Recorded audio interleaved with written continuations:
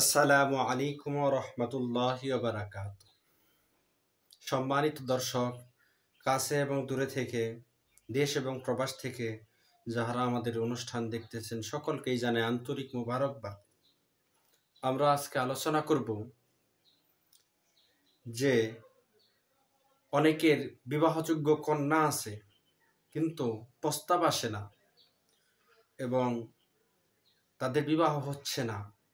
তাদের ব্যাপারে একটি তদবির নিয়ে আলোচনা করব। হাকিমুল উম্মত আশরাফ আলী থানবী রহমাতুল্লাহি আলাইহি তার কোরআনী আমল কিতাবের মধ্যে এই তদবিরটা লিখেছেন।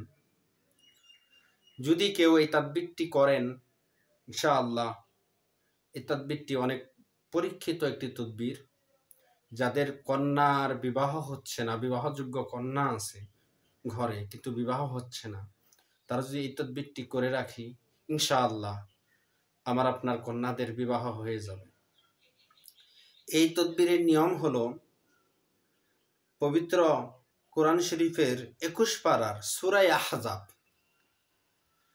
এই সূরা আহজাব যাদের কনের বিবাহের প্রস্তাব আসে না, তেমন বিবাহ হচ্ছে না, তারা এই সূরা আহজাব 21 পারার এই সূরাটি হরিণের পাতলা চামড়া কিনবে। এই চামড়াটি বিভিন্ন ইসলামিক বা তাবিজের দোকান সমূহের মধ্যে পাওয়া যায়। সেই দোকান থেকে এই হরিণের পাতলা চামড়া কিনে তার মধ্যে সূরা আহজাবটি সম্পূর্ণভাবে লিখতে হবে। শুরু থেকে নিয়ে শেষ পর্যন্ত লিখে একটি কৌটার মধ্যে বন্দি করে ঘরের ভিতর রেখে দিবে।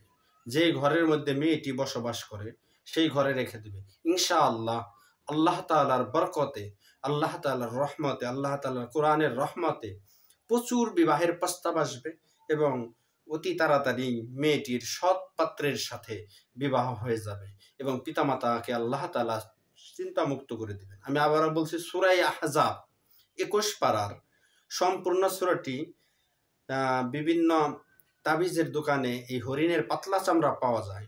এই পাতলা চামড়া কিনে তার মধ্যে লিখতে হবে আরবিতে।